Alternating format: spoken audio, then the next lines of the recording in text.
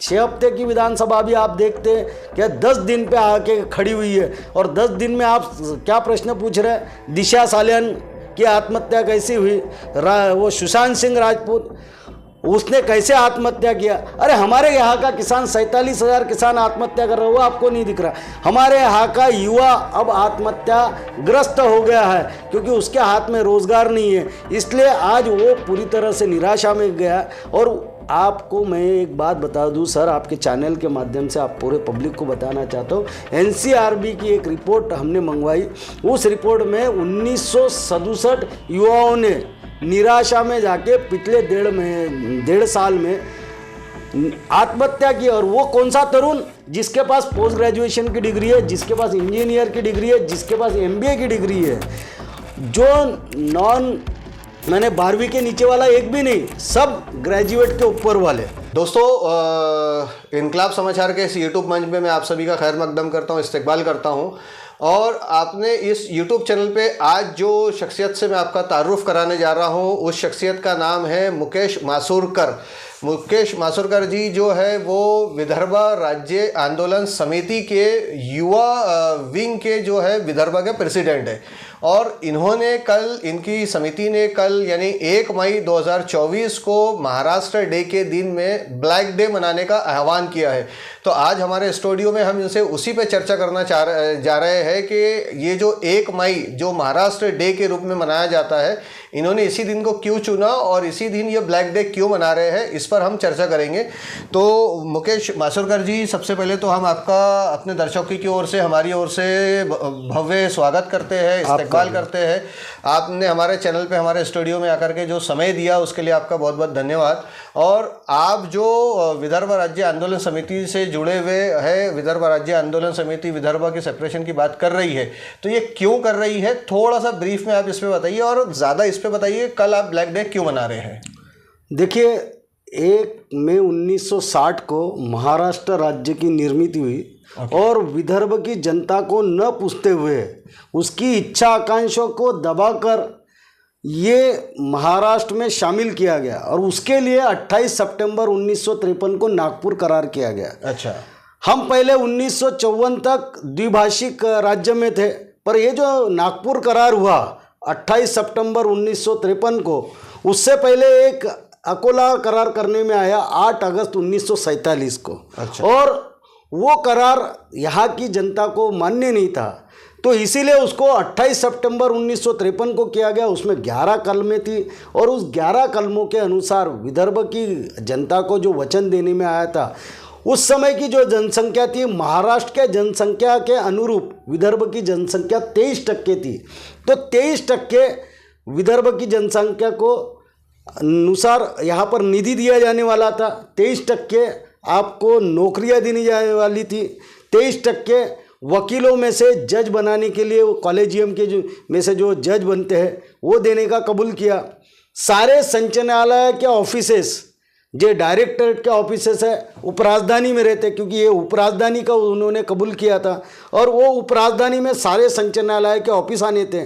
और उपराजधानी में 6 हफ्ते का विधानसभा होने था। ये 6 मांग जो प्रमुखता से थी, 11 में से 6 ये थी, और बाकी जो थी वो उतनी निरर्थक। यदि मुकेश जी आप ये कहना चाह रहे हैं कि जो ब्यूरोक्रेसी और एडमिनिस्ट्रेशन का जो प्रेजेंस नागपुर में विदर्भा के लिए होना चाहिए था, वो महाराष्ट्र की मौजूदा सरकार ने या पिछले सरकारों ने नहीं दिया, उसके प्रति आपका आक्रोश है?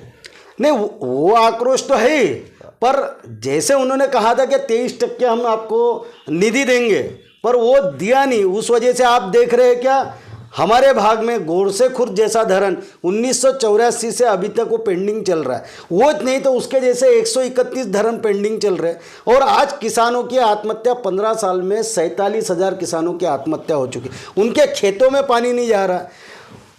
वही पश्चिम महाराष्ट्र में 101% इरिगेशन है, पूना विभाग जो है पूरी तरह से वहाँ पर पानी बह के जा रहा है, और यहाँ पर इरिगेशन का जो टक्केवारी है वो मात्र 27% है। तो जो इस वजह से किसान आत्महत्या बनाई है राज्य सरकारों ने विदर्भ में जो डैम बनाई है, तो आपका ऐसा बोलना है कि वो जो डैमों का पानी है वो पश्चिम महाराष्ट्र को दिया जा रहा है, विदर्भ को नहीं दिया जा रहा? डैम का पानी नहीं, उसके जो कालवे है, हाँ। कनाल है, वो तैयार नहीं किया गया, उसको पैसा ही नहीं मिला तो कहाँ से होगा? अच्छा। पैसा मिलता तो जो निधि देने का कबूल किया आपने, मुझे 100 रुपये देने का कबूल किया, और आपने वो 100 रुपये में से अभी 50 रुपये दिए, और 50 रुपये सिर्फ आपने 10-10 रुपये के ऐसे 5 टप्पे में दिया जी। और अभी भी मेरा बैकलॉग कितना है? 50 रुपये का बैकलॉग है ना। हाँ। वो बैकलॉग वो 50 का समय रहते हुए वो बढ़ते जाता है, क्योंकि हर इसमें कॉस्टिंग बढ़ती जाती है, तो उस वजह से कॉस्टिंग बढ़ी और वो बैकलॉग आज के टाइम पे 75,000 करोड़ का हो गया।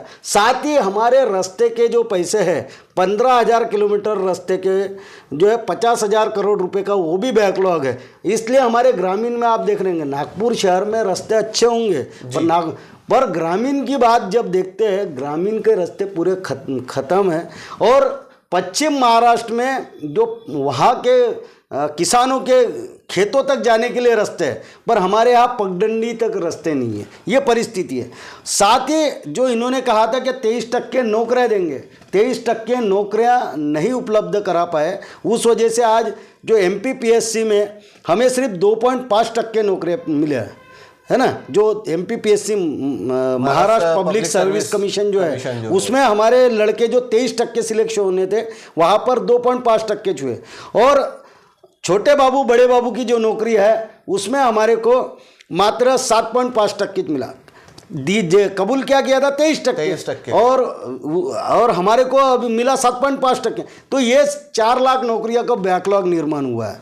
और आज आप देख रहे हैं कि हमारे भाग का जो थानेदार है, हमारे भाग का जो पटवारी है, हमारे भाग का तहसीलदार है, ये सब पश्चिम महाराष्ट्र के। हमारे भाग का कोई भी व्यक्ति दिखता नहीं। आज इवन बर्डी का जो PI है, जो चोर मले करके आज हम उनसे मिल के आए, तो वो पश्चिम महाराष्ट्र का है।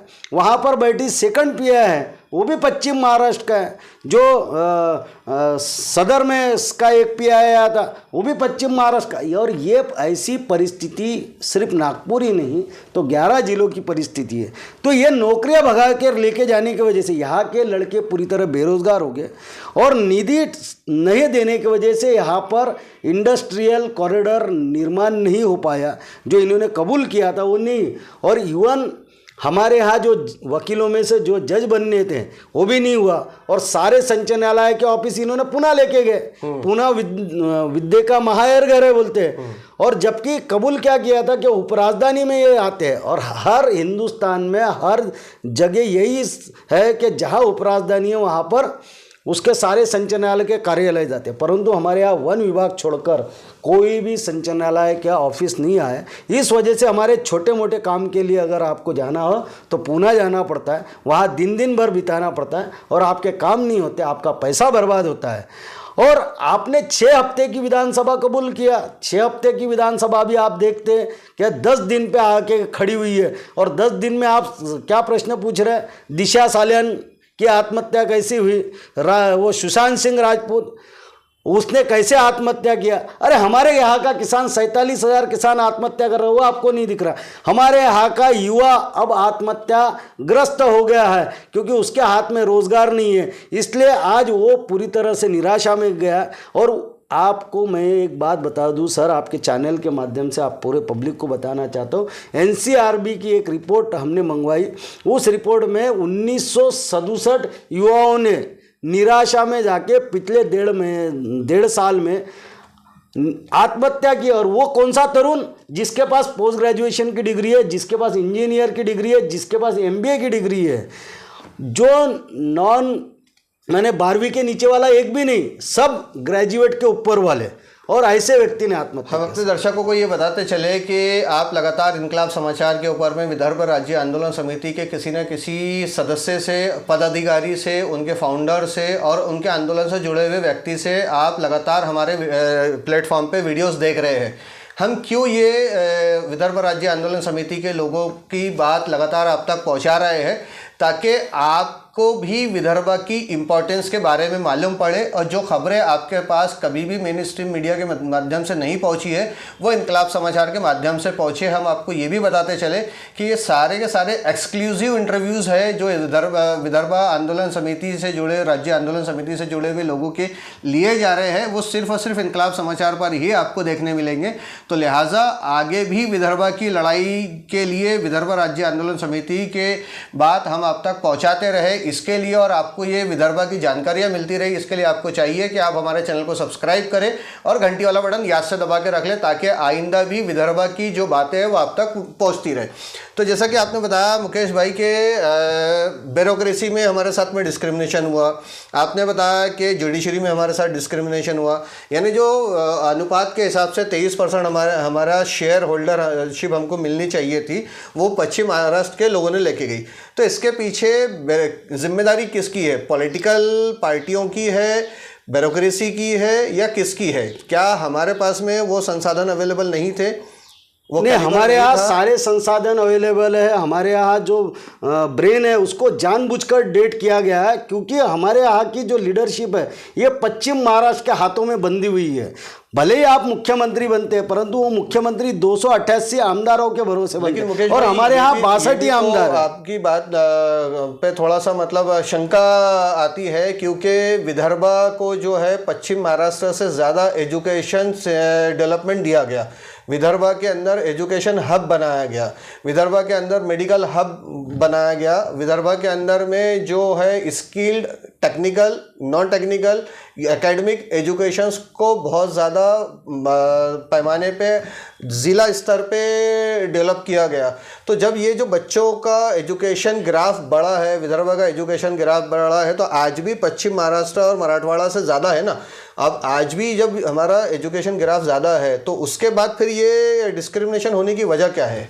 नहीं, देखिए आप जो कह रहे हैं ना उसमें सच्चाई बहुत है क्योंकि हकीकत आपने माने यहाँ पर सारे संसाधन उपलब्ध कराने थे, एजुकेशन के पूरे स्ट्रक्चर आपने यहाँ उपलब्ध कराए पर उसके साथ जो नौकरियां होती है वो उपलब्ध नहीं करा पाए। हर जिले में यूनिवर्सिटी भी आपने दिया। हाँ। पर आज आप देखते हैं कि उस पर नौकरियां नहीं है, उस वजह से हमारा पलायन बहुत ज्यादा हुआ। ये भी है ना कि हमारा जो विदर्भ का यंगस्टर्स है ये विदर्भा के अंदर रह के ग्लैमरस लाइफ नहीं जी पाता है, तो ये ग्लैमर लाइफ की लालसा में भी तो मुंबई पुणे जैसे महानगरों का रुख करता है ना। नहीं, ऐसा कुछ नहीं है सर। यहाँ प्रैक्टिकली जो कंपनियों का डेटा कहता है, HR डेटा कहता है, HR डेटा ये कहता है कि विदर्भा का अगर टेक्निकल एजुकेशन लिया हुआ बच्चा ग्रेजुएट होकर बाहर आता है तो वो नॉन टेक्निकल स्ट्रीम में काम नहीं करना चाहता, वो नॉन टेक्निकल जॉब को एक्सेप्ट नहीं करना चाहता, वो कोर के चक्कर में अपना टाइम गंवाता जाता है। तो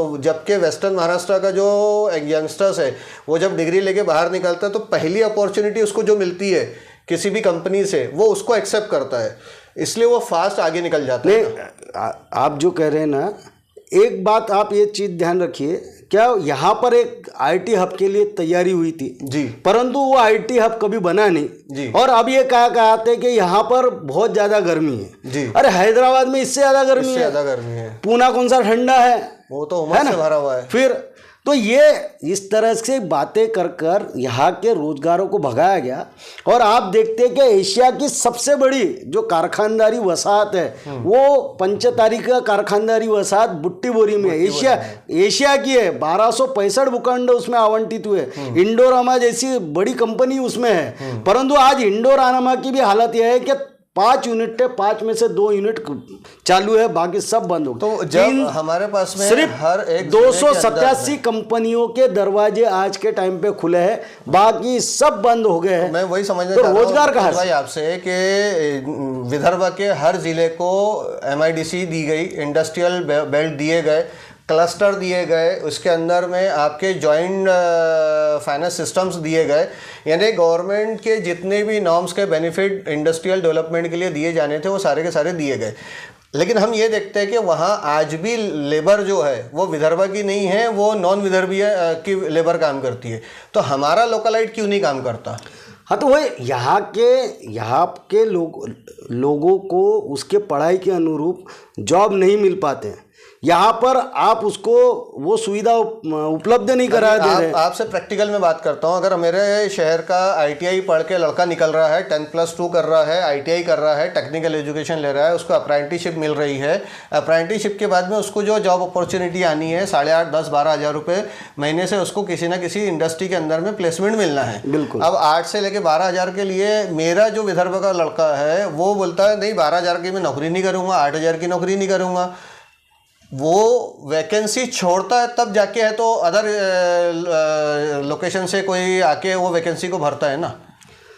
तो आपका जो विदर्भ राज्य आंदोलन समिति है तो वो यंगस्टर्स के माइंडसेट को कैसे डेवलप करेंगे? चलिए आपने अगर राज्य को अलग करने की मांग की है और राज्य आप अलग कर भी रहे हैं तो यंगस्टर्स को राज्य में रोकने के लिए क्या माइंडसेट डेवलप कर पाएंगे? कि आफ्टर ऑल तो माइंडसेट का मामला है ना। नहीं, यहाँ पर क्या है, जॉब की अपॉर्चुनिटी बहुत है क्योंकि यहाँ पर देश के सबसे ज़्यादा खनिज पदार्थ हमारे विदर्भ में ये 23 प्रकार के खनिज पदार्थ है।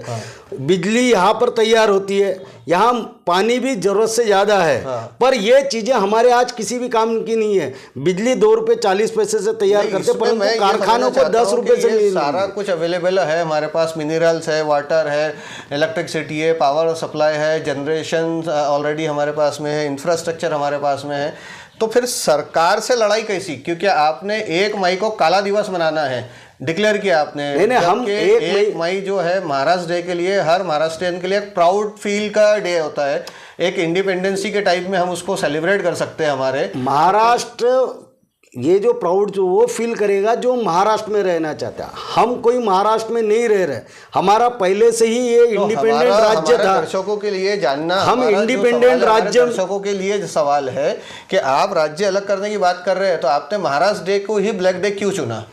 नहीं, तो इसी दिन हम विदर्भ की जनता महाराष्ट्र में शामिल हुई और तभी से हमारी अधोगति शुरू हुई है। तभी नहीं तो एक समय हम कर्जा देने वाले थे, हम लोगों को कर्जा बांटते थे, परंतु आज हम इतने गरीब हो चुके हैं, क्या हमें कोई कर्जा दे नहीं रहा है। हम पहले देते थे तो पर हमारे को कोई देने को तैयार नहीं है। विदर्भ के नेता सबसे रईस है, लेकिन नहीं, देखिए एक्चुअल क्या है, यहाँ पर जानबूझकर इंडस्ट्रियल कॉरिडोर नहीं आने दिया, इस वजह से पलायन हुआ। सरकारी नौकरियां नहीं पूरी करने दिया। मिहान तो लाया गया ना उसके लिए। नहीं, मिहान देखिए, मिहान लाना, कार्गो हब तो दिया गया ना सर। मिहान लाना, कार्गो हब देना, मिहान में आप अगर वहां पर 10,000 नौकरी दिखा देंगे तो बताएं। और आप वहां पर कौन सी नौकरी मिल रही है? हेक्सावेयर कंपनी में आपको कौन सी नौकरियां मिल रही है ना?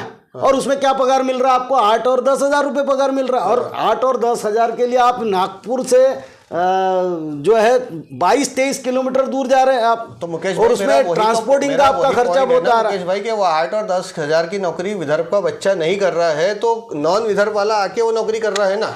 वो यहाँ वो बड़ी, वो मेस का खाना खा रहा है, बड़े पद की नौकरियां जो है आपने बेंगलोर, पुणे, मुंबई, दिल्ली, कलकत्ता इधर के व्यक्ति को दिया।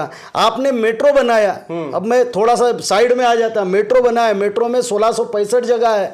पर 1665 में से 187 जगह विदर्भ के लोगों को लिया, जबकि एमओयू जो स्टेटमेंट है चुनाव के दौरान उन्होंने हर जगह कि हमने मेट्रो के अंदर सारे नागपुर वालों को नौकरी दी। नहीं, वो झूठ बोलते हैं, वो कैसे? वो सब झूठ है। हमारे पास आंकड़े हैं, हम RTI से मंगवाई, हमारी पास लिस्ट है। और एमओयू जब साइन 1600 में से 1600 में से 100 कितने दिए बोले? 187। और इसके लिए प्रशांत पवार ने स्वयं साल 1.5 साल वो मेट्रो के ऑफिस के सामने, दीक्षा भूमि के सामने आंदोलन किया। और आज वही पार्टी बीजेपी के साथ समर्थन में वोट मांगते घूम रही। मैंने अभी पिछले बार अभी हमारे को मिले थे एक मंच पे, तो मैंने बोला भैया ये मेट्रो वाला विषय जो है वो अब क्यों तू गडकरी से पहले सवाल पूछता था, आप क्यों नहीं? अब बोले भैया हम सत्ता के साथ में आ गए। तो ये कहने का मतलब ये है कि भैया दर्शकों ऐसा है कि जब सत्ता के साथ में आ गए तो 1600 में से 187 की जिंदगी खत्म हो गई। हाँ। बाकी की आगे की पूछना और सही नहीं है। नहीं, एक मिनट ये भी बताना चाहता हूँ, जो भी एमयू साइन होता है उसमें सीधा सीधा साफ साफ लिखा रहता है कि भैया स्थानिक लोगों को हम 70% लोगों को नौकरियां देंगे। हर प्रोजेक्ट में लिखा जाता है, हर प्रोजेक्ट में। परंतु आप 70 नहीं, मैं तो बोल रहा हूँ कि आप मेरे को 10% ही लोगों को दिखा तो दीजिए। दर्शकों, ये हाल बुरे हाल है। मुकेश भाई ने तो जो हम बात क्यों ना बताई ब्लैक डे है मनाए? कि हमारे लोगों का पलायन हो रहा है, रोजगार नहीं हो रहा है, किसानों की खुदकुशी हो रही है, और यहाँ पर आप देख रहे कि रोजगार नहीं होने की वजह से क्राइम हब बन चुका है। हाँ। हम उस मुद्दे पर हम आज भी हमारे जो डीएसपी राहुल मदने हैं उसके सामने इस मुद्दे पर बात भी किया हमने कि भैया ये क्यों हो रहा, तो उन्होंने भी इस बात को स्वीकार किया कि भैया यहाँ पर रोजगार न होने की वजह से आदमी भलते ही काम में लग रहा है। और कल का पेपर देखिए ना सर, 3 मर्डर हो गए। हाँ। 3 मर्डर हो गए, और ये तो मैंने पेपर में 2 मर्डर हो गए। फिर ये अरे एक एक दिन में 3-3 मर्डर हो रहे, और उप मुख्यमंत्री, गृह मंत्री, उसके घर के सामने भी मर्डर हो रहे। हाँ। तो तुम कहाँ सोए हो? और आज के टाइम पे 49,000 पुलिसों में रिक्त जगह है। और 2014 में जब ये अपना अनिल देशमुख गृह मंत्री बने तो उन्होंने कहा कि भैया हम ये रिक्त जगह भरेंगे, 15,000 भरेंगे। वो चले गए, फिर तो सरकार ने जेल में भर दी। जेल में भर गए। और वो रिक्त तब जगह से ये रिक्त, सरकार ने उनको जेल में भर दी। तब से ये रिक्त जगह 2014 से चलते जा रही है। जैसा भी आपने बताया पर पॉपुलेशन और बढ़ रही है, उसके लिए और नया इंफ्रास्ट्रक्चर चाहिए। आपने बताया कि जो मेट्रो में वैकेंसी को लेकर आंदोलन कर रहे थे, आज वो सत्ता के साथ है। बिल्कुल। तो कल आज जो आप विदर्भ की राज्य की मांग कर रहे हैं, तो कल आप भी बीजेपी के साथ होंगे, ऐसा कोई सिनेरियो? नहीं, हम तो सीधा सीधा सीन कोई ऐसा कोई सीन नहीं। हमने कसम खाई है, कटेंगे मगर हटेंगे नहीं, लाठी खाए डंडा खाएंगे, परंतु विदर्भ राज्य लेके रहेंगे। इसी के लिए हमने पूरी तरह से जोर लगाकर बीजेपी और कांग्रेस दोनों के खिलाफ जाकर हमने कांग्रेस का भी विरोध किया। और बीजेपी आज 2014 से सत्ता में है क्योंकि बीजेपी ने हमारे को लिख कर दिया कि राज्य और केंद्र में हमारी सरकार आएंगी और हम आपको विदर्भ राज्य देंगे। 10 साल हो गए ना, लिख के दिया था आपको, तो वो इसीलिए अभी ये जो चुनाव जो हो रहा है, इस चुनाव में 2 चरण हो चुके हैं और दोनों चरण में विदर्भ की 10 के 10 सीटें जो है वो उसका चुनाव हो चुके हैं। तो उसमें 7 सीटें बीजेपी हार रही है। विदर्भवादी पूरी तरह से उन्होंने विदर्भवादियों ने नकार दिया। आप क्या आपने तक की ये बात पहुंचाने में कामयाब हो चुके हैं? बिल्कुल। हमारा आंदोलन सर 2012 से चल रहा है और हमने पिछले 2019 के विधानसभा चुनाव में कहा कि आप बीजेपी को गिराओ, तो उनके 44 के 29 आमदार हो गए, 15 आमदार कम किए। और इस बार हमने उनको सजेशन दिया कि ये आर्टिकल 3 अनुसार ये केंद्र की मांगनी है, तो अभी हमको केंद्र की सरकार को गिराना है, माने विदर्भ से बीजेपी को नायनाट करना है। इसलिए उन्होंने 7 सीटों पर, आप लिख लीजिए, मैं आज ही दावे के साथ बोल रहा हूँ क्योंकि मैं एक प्रमुख व्यक्ति हूँ, मैं कोई ऐसा नहीं। और ऐसे में 7 सीटें जाने के बाद इनके होश ठिकाने आने वाले हैं। तो दर्शकों, ये जो साक्षात्कार आपने इस वक्त देखा, मुकेश मासूरकर सर हमारे साथ हमारे स्टूडियो में मौजूद थे। इस पूरे इंटरव्यू के दौरान जो उन्होंने बात बताई कि विदर्भा के साथ में ब्यूरोक्रेसी में डिस्क्रिमिनेशन हुआ है, विदर्भा के साथ में जुडिशरी में डिस्क्रिमिनेशन हुआ है, और भी जो चीज़ें, ये पूरी सीरीज चलाने का हमारा मकसद ही यही है कि विदर्भ के आम जनमानस तक के वो बातें पहुँचे जो अभी तक के हमें अंधेरे में रखी गई थी। जैसा कि एक बहुत बड़ा खुलासा आज के इस इंटरव्यू के दौरान हुआ कि नागपुर मेट्रो के अंदर में 1600 पदों में विदर्भ के मात्र 187 पद ही दिए गए हैं। विदर्भवासियों को मात्र 187 की ही रोजगार मिला है, जबकि मेट्रो ट्रेन का टैक्स हमसे म्युनिसिपल कॉरपोरेशन विदर्भवादी होने के नाते विदर्भ के नागरिक होने के नाते हमसे वसूल रही है, और नौकरियां जो है विदर्भ के बाहर वालों को बांट रही है। ऐसा मुकेश सर ने हमारे सामने खुलासा किया है। गडकरी साहब के कथन को भी इन्होंने झूठा करार दे दिया है कि उन्होंने बता दिया है कि स्टैटिक्स ये है, गडकरी साहब जो बोलते हैं वो गलत बात है। तो दर्शकों, जुड़े रहिए हमारे साथ में, बने रहिए हमारे साथ में। अगले वीडियो में फिर आपके सामने मैं शाकिर रजा खान किसी एक और शख्सियत के साथ हाजिर होऊंगा। कल 1 मई को विदर्भ राज्य आंदोलन समिति ने जो महाराष्ट्र में ब्लैक डे का आह्वान किया है, तो सर वो कहाँ पे आप लोग कहाँ पे ये आंदोलन करने वाले हैं? पूरे 11 जिलों में हम लोग ये आंदोलन करने वाले हैं और 11 जिलों में ये ज़्यादातर शहरी भागों में ही होगा और कुछ कार्यकर्ता ये तालुका प्लेस पे भी करेगा। परंतु हमने ये कहा कि धूप ज़्यादा है, इस वजह से और आदर्श आचार संहिता लागू होने की वजह से हमने सिर्फ मेन कार्यकर्ताओं को ये आदेश दिया और वो सारे तालुका प्लेसेस के कार्यकर्ता वहाँ इकट्ठा करेंगे और 11 जिले में 11 प्रमुख जगह तो होना तय है। और नागपुर में जिले में 1100 लोग इकट्ठा होंगे कल। 1100 नहीं, उससे भी अधिक लोग होंगे। अच्छा। पर कहीं कम कहीं ज़्यादा, माने हजारों लोग रास्ते पे रहेंगे। लेके चले तो 11 जिले में 1100 लोगों और नागपुर में ये संविधान चौक, वैरायटी चौक पर नरेश निमजे हमारे शहर के अध्यक्ष हैं, उनके नेतृत्व में हम वहाँ इकट्ठा होने वाले हैं और वहाँ पर हम लोग ब्लैक डे पूरे काले कपड़े, आदमी काले कपड़े पहनेंगे, औरतों ने ठान लिया कि वो काली साड़ियाँ पहनेंगी और महाराष्ट्र सरकार का विरोध करेंगे, क्योंकि महाराष्ट्र में अभी रह के हमारा कोई राम नहीं बचा। और तो दर्शकों, ये इसलिए हमें महाराष्ट्र में नहीं रहना। तो विदर्भ राज्य आंदोलन समिति के युवा मोर्चा के विदर्भ के प्रेसिडेंट भी है मुकेश मासुरकर सर, जिनसे अभी हमने बातचीत की और आपके सामने जो बातें आई है, अब इसका ऊपर में सोचना, समझना, गौर फिक्र करना और दूसरों तक इस वीडियो को शेयर करना अब आपकी जिम्मेदारी है। क्या आपको भी लगता है कि विदर्भ को अलग किया जाना चाहिए? क्या आपको भी लगता है कि विदर्भ के साथ में नाइंसाफ़ी हो रही है? क्या आपको भी लगता है कि विदर्भ के साथ में वेस्टर्न महाराष्ट्र की जो लॉबी है, विदर्भ की पॉलिटिकल लॉबी को हमेशा से अपने दबाव में रखती आई है? क्या आप भी ये सोचते और समझते हैं कि विदर्भ के साथ में जो भी 23% का एग्रीमेंट रेशो हुआ था, वो एग्रीमेंट रेशो के हिसाब से ये हमें जो हमारा हक है विदर्भवादियों का वो नहीं दिया गया? तो ऐसे जो भी आपकी बात है, जो भी आपको लगता है, वो सब कुछ आप कमेंट बॉक्स में लिखें। कमेंट में आप लिख करके बताएं ताकि आइंदा जब भी हमारी विदर्भ राज्य आंदोलन समिति के किसी सदस्य के साथ में बात हो तो हम उनके सामने आपके सवाल रख सकें। तब तक के लिए इजाज़त दीजिए। अपना बहुत बहुत ख्याल रखें, अपने पड़ोसियों का ख्याल रखें। मौसम बेहिसाब गर्म हो रहा है तो अपनी सेहत का भी बहुत बहुत ख्याल रखें। और साथ ही साथ हमारी आप सबसे ये अपील है कि चुनाव जैसे जैसे ख़त्म होते जा रहे हैं, अपने पड़ोसी के साथ मोहब्बत का जो व्यवहार है उसको वापस से पैदा करें। नेता आपके बीच के में आपकी ज़रूरत पे कभी काम नहीं आता है, इसलिए नेता के लिए अपने पड़ोसी के साथ अपना व्यवहार ख़राब ना करें। हम जैसा आपको हमेशा से कहते आए हैं कि वोट करें, लेकिन रिश्ते वोट के साथ गंवाए ना, रिश्ते भी मजबूत करें। तो चलिए इजाज़त दीजिए दोस्तों।